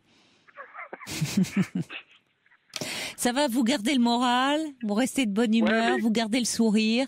Mais c'est vrai qu'il vaut mieux en rire finalement. Cauchemar, écoutez, non, moi Samy, je trouve que finalement, il y a une chose qui reste sûre et fiable, c'est que vous avez repris vos études, vous y tenez, vous arrivez à trouver votre stage. Enfin, je trouve que vous tenez le cap par rapport à ça. Et c'est important. C'est important parce que vous auriez pu aussi à un moment vous perdre et lâcher, y compris ce qui était un objectif personnel. D'accord. Alors, peut-être que je vais rajouter une petite chose peut-être importante. Mais moi, je fais le Ramadan au mois de juillet. Oui. Et cette fille-là ne fait pas du tout le Ramadan, elle est athée. Donc, à chaque fois qu'il y a le Ramadan, je crois que c'est ça. Je crois que c'est peut-être une différence culturelle. Je dis, tiens, il y a mois de juillet, je le vois pas, il n'existe plus, ou je sais pas. Cela dit, ça peut être un problème pour elle, et ça peut être un problème au-delà de la période du Ramadan. Dans votre, est-ce que c'est à que vous en avez parlé avec elle de ça, du fait qu'elle est athée, vous êtes pratiquant? Mais est-ce que c'est un problème? Est-ce que vous avez eu le sentiment que pour elle, c'est un problème, ou dans la façon que vous aviez d'envisager la vie, le couple, peut-être des enfants à venir? Alors, j'ai l'impression qu'à partir du moment où elle rencontre son papa, je crois, parce qu'elle avait rencontré son papa il n'y a pas longtemps, dès qu'elle rencontre son papa, je crois qu'il y a ou je sais pas... elle le rencontre, c'est-à-dire qu'elle ne l'avait jamais vu? Elle a des contacts épisodiques avec lui? Voilà, épisodique avec lui. Bon, elle a souvent au téléphone, mais quand elle le voit physiquement, peut-être qu'il lui conseille. Et à chaque fois, je crois, après, il y a une rupture, quoi. C'est-à-dire que des appréhensions, des frustrations, elle a peur. Sauf que, oui, en tout cas, peut-être qu'il y a quelque chose dans cette relation à son père qui la perturbe. Vous n'en savez pas plus, mais il n'y a pas de stabilité de ce côté-là. Je pense alors que son père, je l'avais rencontré, il m'avait vu, il avait trouvé que j'étais quelqu'un de stable et quelqu'un voilà. Moi, non, mais que vous plaisiez au père, c'est une chose, mais vous semblez dire que ce père avec qui elle a une relation peut-être compliquée, quand elle le voit, après elle est perturbée et que ça peut jouer. Du coup, elle a des périodes comme ça où elle part, Bon, en tout cas. Elle a peut-être des difficultés dans sa vie, c'est possible, mais vous ne pouvez que vous protéger. Ou alors, comme dit Yvan, on prend rendez-vous avec vous en 2015. Hein. Vous m'appelez à ce moment-là, un peu avant, vous m'appelez mi-mai, je vous dirai. Ouais. D'accord. Mais vous semblez, ce qui est amusant, c'est que vous semblez le prendre bien, malgré tout. Hein. C'est ça, vous n'êtes pas... Parce que, si vous voulez, quand je me suis remis au mois de septembre avec elle, j'étais prêt. J'étais bien. Je me suis dit, bon, elle va venir. Et j'ai fait une espèce de période d'observation jusqu'au mois de mars. Et tout en étant sincère dans ce que je faisais. Et moi, j'impose pas. J'impose pas les choses. C'est-à-dire que je vis à fond. Je suis sincère, je suis passionné. Mais il y a des zones d'ombre, Samy. Il y a des zones d'ombre. Vous percevez bien que, bon, il y a des moments où elle s'absente, elle revient et en tout cas, elle ne donne aucune explication. Parce qu'elle pourrait dire, il y a des choses qui me font peur, ou j'ai eu peur, le fait que tu as annulé ton mariage, c'était trop vite. J'ai eu peur de pas être à la hauteur. Ou finalement, j'ai une histoire compliquée avec mon père et c'est vrai que pour le moment, ça m'accapare, ça me prend toute mon énergie, ou ce père qui peut-être est absent. Bon, en tout cas, elle ne, et c'est pas forcément qu'elle ne veut pas vous donner d'explications, c'est que peut-être elle-même, elle ne sait pas, et qu'il y a des moments, il y a quelque chose qui est trop fort, trop difficile pour elle à gérer émotionnellement, et donc elle est dans la rupture. Il y a des personnes comme ça, hein, quand ça devient, il y a quelque chose ils sentent que l'autre est trop attaché, ou ils rompent. Mais ils reviennent. Et il faut vous dire que c'est un mode de fonctionnement. Donc il est probable qu'elle revienne vers vous, mais que votre relation, elle ne soit faite que de ça. De retour, ou à nouveau elle partira. Donc, vous pouvez pas vous être tributaire et organiser votre vie autour de cette femme qui ne sait pas où elle en est. C'est à vous aussi, à un moment, de dire stop. Moi, voilà, pour conclure, c'est ce que je vous dirais. Parce que là, vous ne pouvez rien organiser. Si ce n'est, c'est quand même l'essentiel, je dirais. Vous avez repris vos études, vous maintenez le cap, vous faites votre stage. Donc, vous perdez pas de vue quand même vos projets personnels dans cette histoire décousue. Et ça, c'est important. Pour D'accord ? Moi, exactement, c'est indéniable. Je veux dire, bon, alors c'est important, c'est que ça ne vous déstabilise pas au point de tout arrêter. Vous avez au moins cette structure-là. Vous avez des nouvelles de celle qui allait être votre femme et vous avez annulé le mariage ? Vous la revoyez, elle, ou pas ? Oui. Et alors ? Ça se passe très bien. Ça se passe bien. Il y a Margaret qui dit, en tout cas, cette femme vous pourrit la vie, fuyez-la, vous méritez mieux. Elle dit peut-être qu'elle trouve un riche armateur qui l'entretient et que telle la cigale, elle revient en septembre. Ça fait voyager l'imagination de nos auditeurs, mais bon, je pense que là, vous, il faut vous protéger quand même. Hein. C'est tout ce que je peux vous dire là ce soir. Oui, faites attention ou alors appelez-moi en septembre. Hein. Si vous sentez qu'elle revient, vous tournez autour, on en reparle, d'accord ? On se donne rendez-vous à la rentrée. Ça marche. Parce que moi, je pense qu'elle reviendra vers vous. Hein. Au revoir, Samy. Je vous embrasse. Merci beaucoup. Au revoir. Merci au revoir. Beaucoup. Merci, au revoir.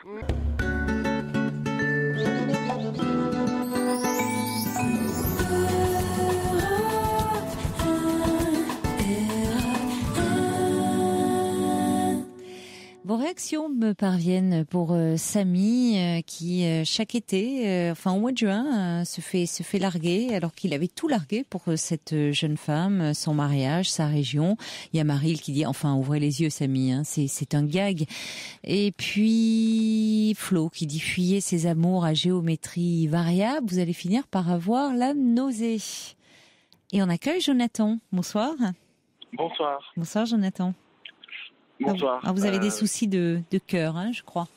Oui, en effet. Alors, en fait, je vous appelle parce que, en fait, ça fait à peu près 1 an et demi que je suis amoureux d'une fille, en fait, qui était en couple, en fait, avant ça, depuis pareil 1 an et demi. Donc là, aujourd'hui, ça fait 3 ans.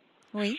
Et donc cette fille était en couple, et puis moi, j'ai appris que son copain, en fait, l'avait trompée, etc., etc. Donc moi, je lui ai dit, elle n'a pas voulu me croire.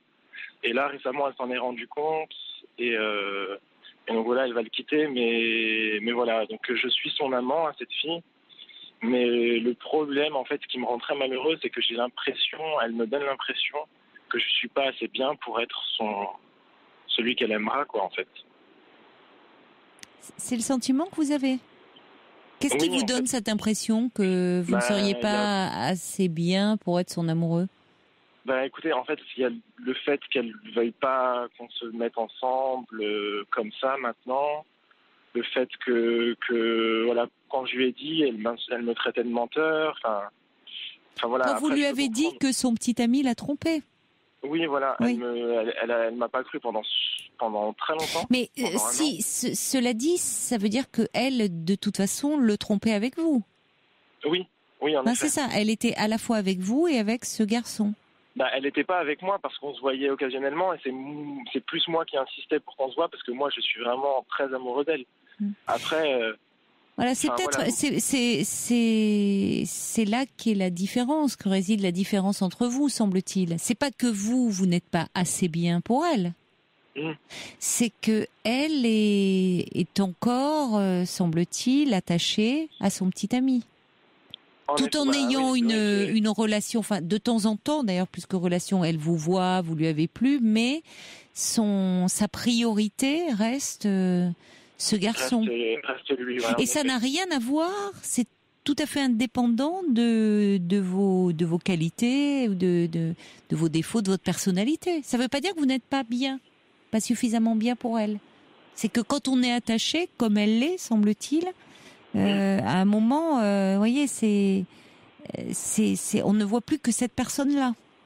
Même si elle a avec vous une relation de temps en temps parce que vous lui plaisez, mais c'est pas sur le même plan. D'accord, mais en fait, moi, ce qui me dérange aussi, fait, c'est assez compliqué parce que ça fait 2 ans qu'on se parle, 1 an et demi, 2 ans, et en fait, on se parle tous les jours. Elle me parle plus à moi, par exemple, qu'à lui. On est tous les jours au téléphone, on est tous les jours en train de s'envoyer des messages, voilà. C'est comme ça que vous vous êtes finalement que vous êtes tombé amoureux d'elle et qu'elle vous est tombée dans les bras. À force, au départ, vous avez commencé sur ce mode-là, vous étiez amis. Alors en fait, au début, on s'est connus en fait par hasard. On se parlait beaucoup et puis c'était un moment où ça allait avec lui. Et voilà, moi j'ai été là à ce moment-là pour elle parce qu'elle avait besoin de parler, etc., etc. Et puis voilà, même on s'était pas encore vu, elle m'avait fait comprendre que je lui plaisais beaucoup et qu'elle pouvait le quitter, quoi. Et moi en fait, c'est dès que j'ai su qu'elle pouvait le quitter, c'est là que moi je me suis accroché peut-être et que j'ai mis des espoirs. C'est normal. Parce que vous vous êtes attaché à elle. Et puis, vous vous êtes dit que si elle pouvait quitter ce garçon, il y aurait toute la place pour vous. Et d'ailleurs, quand vous avez appris que ce garçon l'a trompé, vous vous êtes précipité pour lui dire, et elle vous en a voulu, elle n'avait pas envie. Au début, je voulais pas lui dire. C'est même moi qui, au bout d'un mois qu'on se parlait, en fait, dès qu'elle m'a dit qu'elle avait un copain, etc., je voulais qu'on arrête de se parler par respect pour lui, par respect pour elle, enfin voilà. Mais donc la première fois que je lui ai dit ça, c'est elle qui n'a pas voulu. Elle m'a dit ce serait dommage qu'on arrête de se parler. Enfin voilà. Donc, le fait qu'elle me retienne aussi, ça m'a fait comprendre qu'elle avait peut-être certains sentiments pour moi. Et oui, mais certainement. C'est important. Oui, elle a certainement des sentiments pour vous, mais pas encore du même ordre qu'avec son petit ami. Et elle avait pas envie de vous perdre, c'est vrai. Elle avait envie de vous parler. Elle a confiance en vous. De fil en aiguille, vous vous êtes rapprochés, vous avez été ensemble. Mais vous me dites aussi, c'était un moment où ça allait pas bien avec ce garçon, entre elle et ce garçon. Ouais. Et la chose qui Parlez bien, je vous perds là, Jonathan. Parlez bien dans le téléphone où il y a un problème de réseau là. Allô, Jonathan? Oui, on l'a perdu, Jonathan. Alors, on va essayer de le rappeler. On accueille Catherine. Bonsoir. Oui, c'est moi. Bonsoir, Catherine. Allô? Oui. Oui, allô, bonsoir. Bonsoir. Donc, j'appelais parce que là, je suis avec mon ami, là. Et en fait, je me pose la question d'une relation. C'est tout récent, notre relation, de 15 jours. Oui. Et ce garçon est bipolaire. Il vous l'a dit d'emblée? Moi, je l'ai un peu remarqué parce qu'il a une drôle façon de marcher. Quoi? C'est-à-dire, il marche comment? Il marche très droit. un petit peu les épaules rentrées. Je lui ai dit, mais toi, ta maman, elle t'a parlé comme ça, comme ça, comme ça. Elle t'a bousculé quand tu étais petit, elle t'a traumatisé. Bon, enfin, vous en riez vous-même d'ailleurs, parce que ça, ça fait pas partie des signes cliniques de la bipolarité, à vrai dire. Mais vous en inventez un là. Non, on dit parfois. Non, mais parce que d'emblée vous lui faites une étude psychologique détaillée. Toi, tu marches, un peu de façon rigide, donc tu as été traumatisé par ta maman. Bon, ça l'a fait rire, j'imagine. Oui, ça l'a fait rire. Et du coup, il m'a dit ça. Mais bon, moi, je travaille avec des enfants à troubles psy aussi, donc je ressens les choses aussi. C'est pas bon, j'imagine que c'est pas sa démarche. Oui, enfin là, c'est un peu de l'interprétation, un peu hâtive, on va dire. Voilà, on va dire ça, ma chère Catherine. C'est un peu sauvage. Donc, il est peut-être bipolaire comme vous et moi, ce garçon, pas plus. Ah non, il est vraiment bipolaire, il est reconnu bipolaire, il est soigné depuis 5 ans par un psychiatre et prend des stabilisateurs d'humeur. D'accord, donc dans les faits, il se trouve qu'il a ce problème-là. Voilà. Mais par ailleurs, c'est un garçon adorable. Bon, il est à côté de moi, alors je peux pas trop dire de choses. Ah ben oui, en même temps, vous avez décidé d'appeler alors qu'il était présent. Oui. Donc, qu'est-ce que vous voulez lui dire ? Qu'est-ce que vous voulez lui dire à lui, alors, si vous appelez ? Parce que moi, je suis toujours assez, je vous cache pas, assez gênée quand on parle de quelqu'un qui est à côté. Vous voyez, je trouve que c'est... Ou en fait, qu'est-ce que vous voulez lui dire ? Parce que vous voulez lui faire passer un message. Ce qui est curieux, pourquoi vous lui dites pas directement, finalement ? J'ai demandé. Qu'est-ce qu'il dit ? Est-ce que c'est possible une relation ? C'est ça ? Voilà. Mais qui se pose la question ? C'est vous ? C'est lui ? Tu te poses la question, toi ? Moi, je ne pose pas la question du tout.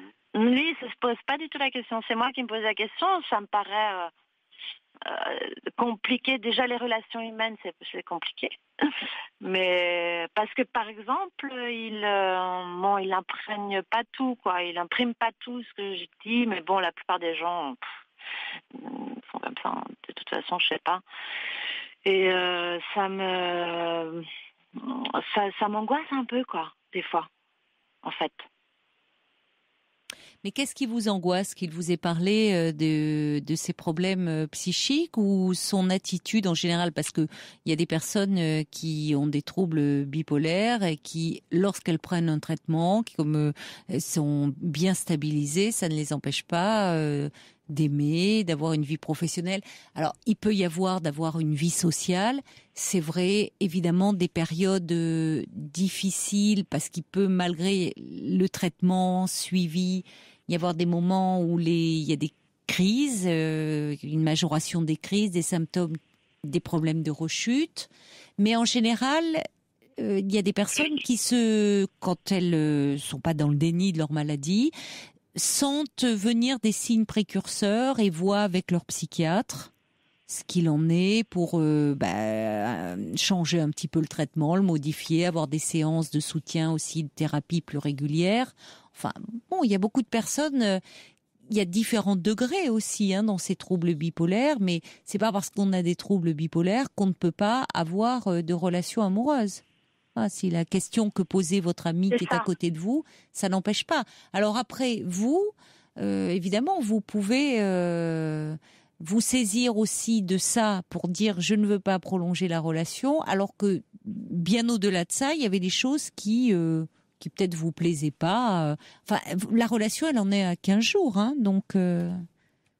Oui, et je suis surprise que vous appeliez, si vous voulez, pour poser cette question qui vous concerne, vous, Catherine, où vous posez ces interrogations-là en présence de votre nouvel ami. C'est un peu provoquant, je trouve, de votre part. Parce que soit vous vous posez la question, et après tout, elle est légitime, ça peut vous faire peur, ça peut vous angoisser d'être d'être avec quelqu'un qui présente des troubles psychiques. Mais pourquoi faire cette démarche en sa présence ? Qu'est-ce que vous en attendez ? Vous voyez, c'est un peu c'est particulier, je trouve. Vous cherchez à lui faire passer un message, je trouve. Ouais, mon message, c'est parce que c'est vrai qu'on a eu des discussions et que je lui disais, mais là, je t'ai déjà dit ça, je te le répète. Il n'avait pas imprimé ce que j'avais dit et il dit que non, que c'est pas vrai. Je lui dis mais quand même ça doit faire partie de ta maladie ou de prendre des médicaments. Peut-être que ça altère ce côté-là de saisir ce que les gens lui disent et d'en faire de le comprendre. Oui, mais enfin ça c'est pas lié du tout au trouble bipolaire, hein. Enfin, ce que vous décrivez, il y a des personnes qui sont pas forcément très à l'écoute, elles sont pas pour autant bipolaires. Ou alors, effectivement, dans des périodes d'exaltation, d'excitation, c'est sûr que la personne, elle va pas du tout être à l'écoute de ce que vous pouvez dire, vivre ou ressentir, ou si elle est dans une période de profonde mélancolie. Mais quelqu'un qui est stabilisé peut tout à fait entendre ce que vous lui dites et écouter. Donc, vous voyez, il faut pas non plus tout généraliser. Oui, c'est vrai que. Voilà. En tout cas, je trouve, oui, Catherine, que c'est pas la démarche. Non, je trouve que c'est pas le bon moyen. C'est-à-dire que c'est gênant parce que je vais vous dire pourquoi. Une personne ne se résume jamais à sa maladie, jamais, quelle que soit sa maladie. Donc là, si vous voulez, vous ne parlez plus d'une relation particulière, d'une relation unique avec quelqu'un qu'il est également, même s'il présente des troubles bipolaires. Quand on suit en thérapie quelqu'un qui présente ces troubles-là ou d'autres troubles psychiques, on ne s'adresse pas à une personne qui est dépressive, anxieuse, bipolaire, schizophrène, paranoïaque. On parle à quelqu'un qui a une histoire de vie particulière et qui fait qu'à un moment, il a développé ces symptômes-là. Donc, quand on vit une histoire d'amour, on vit aussi une histoire avec quelqu'un qu'on rencontre, avec qui c'est quelqu'un de singulier. Cette rencontre-là, elle est singulière. Là, c'est pour ça que je veux pas trop poursuivre cet échange, parce qu'on va parler de la bipolarité, mais parler de la bipolarité, c'est pas parler de votre ami. Je le connais pas. Vous non plus, finalement. Vous vous êtes rencontrés il y a 15 jours. Donc, soit vous vous dites, ça m'angoisse, les troubles psychiques, ce qui relève du psychisme, de la maladie psychique me fait peur. Et je ne me sens pas, justement, vous allez réduire cet homme à ses troubles psychiques, ce qu'il n'est pas. Et dans ces cas-là, oui, il vaut mieux partir. Ou alors vous vous dites, j'attends de voir qui est cette personne, qu'est-ce qui m'a séduite chez lui. Et j'ai envie de voir finalement qui il est et de poursuivre. Vous voyez, mais réduire quelqu'un uniquement à ses troubles, ça va pas. Ouais, je comprends. Voilà.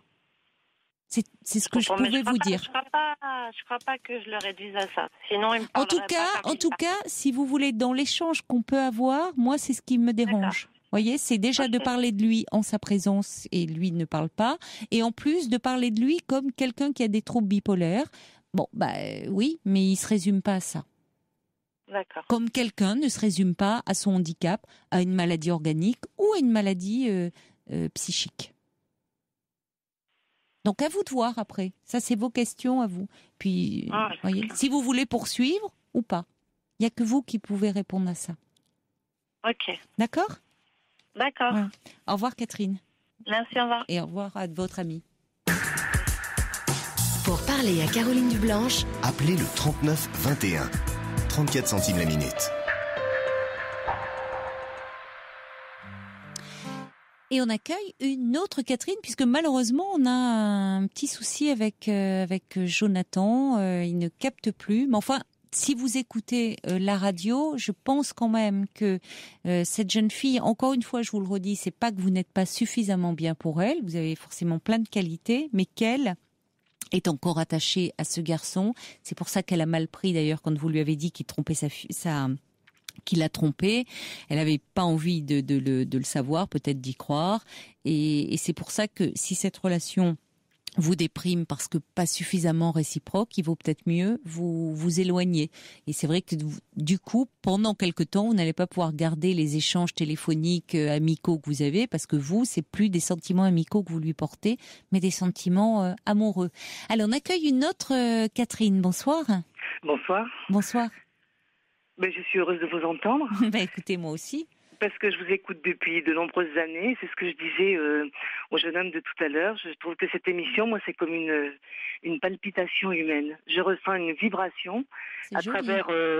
et c'est ça qui m'émeut. Et ce soir, j'appelle parce que justement, je suis peut-être en mal d'amitié et de liens authentiques, alors que je suis quelqu'un qui a des centres d'intérêt. Je pense à la solitude des villes, la solitude des gens d'un certain âge, la solitude des gens qui ont des goûts différents, qui sont homo, etc. Je pense à tout ça parce que je le vis un peu aussi. Et je me dis, mais même si c'est tard, j'ai envie de communiquer cette sensation et cette émotion, parce que c'est vrai que quand on vous écoute, enfin souvent je pense qu'il y a d'autres personnes qui ressentent la même chose que moi, qui vous écoutent depuis longtemps et sans jamais vous appeler. Et au bout du compte, j'ai l'impression comme une espèce de grande chaîne. J'aime votre sensibilité, puis la sensibilité des gens qui appellent, et on perçoit les tourments, on perçoit tout un tas de choses, et alors qu'on est dans notre petite intimité. Et moi, ce soir, si j'ai appelé, c'est parce que j'ai envie que ma vie change. Vous voyez, voilà, parce que Oui, à la fois, vous vous sentez très proche de certaines personnes qui appellent le soir, qui peuvent pourtant, dans ce que je comprends, être parfois éloignées, vous, de vos préoccupations premières, mais dans ce qu'elles expriment, la façon dont elles expriment, vous vous sentez très... Dans cette humanité, finalement, qui s'exprime sur les ondes le soir. Il y a beaucoup d'humanité, de tendresse, d'amour, d'intelligence aussi. Enfin, vous vous sentez proche. Et ce soir, vous avez envie de parler un peu de vous et de cette solitude, finalement. C'est plutôt, je sais pas, j'ai l'impression que j'ai un peu délaissé la fille passionnée que j'étais, même si peut-être j'ai vécu trop dans une routine, et il me manque. Et vous savez, parfois on se dit, mais au fond, si tout venait à s'écrouler, qu'est-ce que c'est l'essentiel pour moi? Pour moi, c'est des vraies relations humaines. Je sais, c'est des vraies amitiés, ou un véritable amour, ou des échanges sincères. Et je trouve que voilà, et c'est ça c'est à quoi j'aspire. Vous voyez, et actuellement, vous en manquez donc dans votre vie. Vous vous sentez être trop isolé, trop. Oui, parce que. Vous vivez dans une grande ville? Oui, je vis dans une grande ville du Sud-Ouest, oui. Oui. Et puis peut-être j'ai été trop sélective, je ne sais pas. Ou oui, j'ai envie de. Vous vous sentez différente aussi, c'est ça? Vous avez évoqué des gens qui avaient des façons d'aimer, de vivre peut-être un peu différentes de. Voilà, mais moi-même.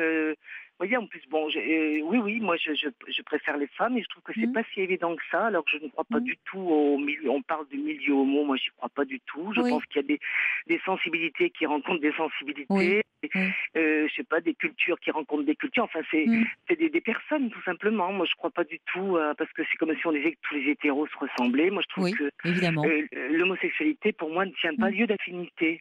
D'ailleurs, quand on dit l'homosexualité, on devrait dire les homosexualités, parce que là aussi, il y a plusieurs façons de vivre, d'être homosexuel. C'est vrai, vous avez raison. C'est comme si on disait tous les hétéros sont pareils, ou tous les hommes sont comme ça, ou toutes les femmes sont comme ça. Moi, je dis que ça tient pas lieu d'affinité. C'est pas. Ça peut être un moyen de Donc c'est pour tout ça, et puis parce que j'ai en même temps plein d'élan. Donc et puis j'ai envie de, je sais pas, puis j'aurais envie de, puis j'étais prof, j'ai arrêté mon travail puisque je suis juste à la retraite là depuis le 1er septembre. Ah oui, donc, c'est ça aussi, c'est un grand changement. Donc ça fait un changement. C'est vrai qu'on perd un peu de son identité. Et donc il y a plein de petites émotions que je ressens, et c'est pour ça que j'aimerais, je sens que je peux aller j'aimerais bien trouver un autre sens, et puis vous aimeriez pouvoir échanger, c'est ça, continuer et pas seulement à travers les réseaux sociaux ou la radio, puisque vous êtes à l'écoute de l'émission, vibrer, comme vous dites, vous vibrez aussi avec ceux qui nous appellent, ou avec vous sentez proche de leurs tourments. Mais c'est joli d'ailleurs, vous parlez de l'émission en disant une palpitation. Vous êtes quelqu'un qui a besoin aussi d'échange, de passion, de vibrer, vous avez une grande sensibilité. Oui, sur le plan, mais je sais pas, je trouve que les gens se parlent pas assez aux terrasses de café. Moi, j'aime bien les rencontres directes. Même dans les villes du sud-ouest, on dit que plus on descend vers le sud, on se parle. Non, pas forcément. Mais ça peut rester dans, je sais pas, on peut rester dans une certaine, enfin, mais là, c'est quelque chose de plus profond. Si, je peux parler aux gens, on va des rencontres. Mais ça reste, somme toute, assez superficiel. Ce qui veut pas... Moi, ce qui me manque, c'est des choses tout à fait, ce dont vraiment j'ai besoin. Puis alors là, vraiment, je me livre. Ce dont vraiment j'ai besoin, c'est quelque chose de profond, de simple et qui en même temps élève. C'est un mélange humain et culturel et je sais pas. Voilà, c'est quelque chose que je ressens profondément. C'est pas surfait, c'est pas voilà. Donc je voulais vous le dire. Je me suis dit des relations, de véritables relations, sont tout assez profondes, et en même temps, est-ce qu'on a, en vous écoutant, je me dis, est-ce que ça démarre pas sur quelque chose au départ de plus, où on parle un peu, pour dire vite, de la pluie et du beau temps, vous voyez, de choses plus légères, plus superficielles? Ou alors, est-ce que c'est vrai qu'il y a des personnes avec d'emblée, même d'ailleurs des inconnus, vous parlez de la terrasse des cafés, moi j'aime beaucoup les discussions avec justement, des personnes qui sont des inconnus et qui à un moment vont livrer quelque chose de ce qu'ils vivent, ça arrive ça, ce lien comme ça. Après, on ne le poursuit pas toujours parce que je sais pas si ce que vous dites, vous cherchez à la fois, c'est-à-dire qu'on peut avoir dans les amitiés aussi de véritables coups de cœur. Il y a des gens qu'on rencontre comme ça, dont on se sent extrêmement proche, mais c'est plus difficile, je trouve, avec l'âge, parce qu'on devient aussi, comme vous l'avez dit, plus sélectif. Voilà, c'est parce que oui, c'est comme ce que je ressens, c'est le besoin de. Ça peut paraître opposé ou paradoxal, mais de quelque chose à la fois de léger et quelque chose de profond en même temps, ou une espèce de, je sais pas, j'ai besoin d'une espèce de désinvolture mais authentique. Voilà ce que je ressens. Oui, c'est joliment dit en tout cas. Désinvolture. Oui, gardez, c'est ça, une forme de... Voilà ce que je ressens profondément. Je vous le dis tel que ça m'est. Oui, c'est-à-dire pas d'avoir quelqu'un, pas être dans un lien où l'autre va s'épancher, d'emblée vous livrer toute sa vie, et que quelque chose qui soit un poids pour vous, quelque chose qui puisse être assez léger, mais pour autant dans cette légèreté qui est... vous sentiez quelque chose de sincère, d'authentique, de d'une rencontre, quoi. Oui, au fond, c'est une rencontre. Il y a quelqu'un qui dit ce qu'il faut, c'est surtout garder votre enthousiasme, c'est ça, parce que c'est ce que vous véhiculez, vous aussi. Depuis, est-ce que vous ressentez particulièrement ça depuis que vous n'exercez plus votre métier, ou justement vous étiez dans cet échange, dans cette transmission d'un savoir, dans ce partage aussi, quand même. Moi, j'adorais ça transmettre jusqu'au bout, parce que vous voyez, j'ai 65 ans, j'ai enseigné jusqu'à maintenant. Oui. Je suis allée jusqu'au bout avec. Mais c'est formidable. Je trouve que oui, puis avec des jeunes générations. Enfin, vous aviez des jeunes en face de vous. Il y a quelque chose de très stimulant aussi. Oui, ça donne un sens. Et on se rend pas compte. On se rend pas compte du temps, du temps qui passe. Ça, c'est vrai. Et en même temps, c'est un métier qui est devenu quand même difficile. Oui, mais si vous voulez, c'est ça. Ce que je ressens au fond, je vous dis, parce que dans ma vie personnelle, là, j'ai vécu. J'ai été ancrée dans une routine, et maintenant je peux considérer que au fond que j'ai un besoin d'amour, tout simplement. Ben oui. Mais qui n'en a pas besoin? Voilà. Donc, et puis oui, c'est ça. Actuellement, vous n'avez pas d'amour dans votre vie, enfin de relation amoureuse. Non, je partage. Disons que j'ai une vie qui est devenue. Non. Donc, et parmi les gens que vous aimez dans les, vous ne vous sentez pas suffisamment entouré actuellement? Non, parce que je pense que, vous savez, j'ai changé de région, donc j'ai élagué au fur et à mesure, peut-être. Et puis là, je ressens, je me dis, mais ta vie, ce que je ressens profondément, c'est que ma vie ne me ressemble plus. À quoi voudriez-vous alors qu'elle ressemble, justement, votre vie? Est-ce que je suis profondément, au fond? J'ai comme l'impression que je me suis un peu quittée. J'ai été trop dure avec moi, je crois. Et donc j'ai besoin de retrouver, je crois, de la douceur, de pouvoir être moi-même tout à fait. C'est-à-dire, je vous dis, c'est de retrouver une légèreté, je pense. Voilà ce que... Oui, je comprends. Je comprends. C'est Léo Ferré ça me touche. Oui, ce que vous dites. Pardon. Oui. Léo Ferré, oui. Mais je me souviens, il disait que le bonheur, c'était du chagrin qui se repose, mais peut-être qu'avec les années, il y a peut-être eu des chagrins, et maintenant, et maintenant, j'ai une envie de vivre avec mon âge, avec puis alors les yeux, moi j'aime bien les gens curieux. Voilà, j'ai envie de sincérité profonde et puis d'une vitalité douce, je dirais.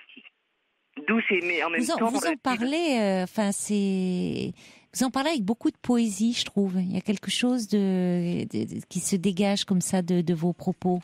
Enfin, on se dit, tiens, en l'écoutant, c'est vrai qu'on aimerait vous connaître davantage. Enfin, moi, c'est ce que je me dis. Vous êtes une bien belle personne. Enfin, il y a une très grande, une immense sensibilité. Et moi, quelque chose un peu à fleur de peau, comme ça. Tiens, d'ailleurs, au moment, il y a Sandrine qui dit, témoignage très touchant, on boit la poésie de ces paroles. Il y a quelque chose, oui, d'extrêmement poétique dans la façon dont vous parlez de vous. Et il y a Sergio qui dit, je vous envoie un bisou plein de palpitations de la part d'un maillon de cette chaîne, tendrement à vous. Il y a Missa qui dit, je suis à Toulouse et j'aimerais beaucoup discuter avec Catherine car je suis très sensible à ce qu'elle dit. Je pense, c'est dommage, on est en fin d'émission, mais je pense que parmi cette grande chaîne, les auditeurs qui sont à l'écoute, on aura beaucoup de réactions pour vous, je l'espère. Et puis, accordez-vous cette douceur. Il faut qu'on se quitte. Mais vraiment, je suis sûre qu'on va vous rappeler très vite pour vous donner beaucoup de coordonnées. Je peux vous laisser mon numéro, non ? Avec plaisir. Je vous embrasse. Voilà. Hors antenne, ne raccrochez pas. Au revoir. Merci. Belle nuit à vous. Faites de jolis rêves. Il est maintenant 1h sur Europe 1.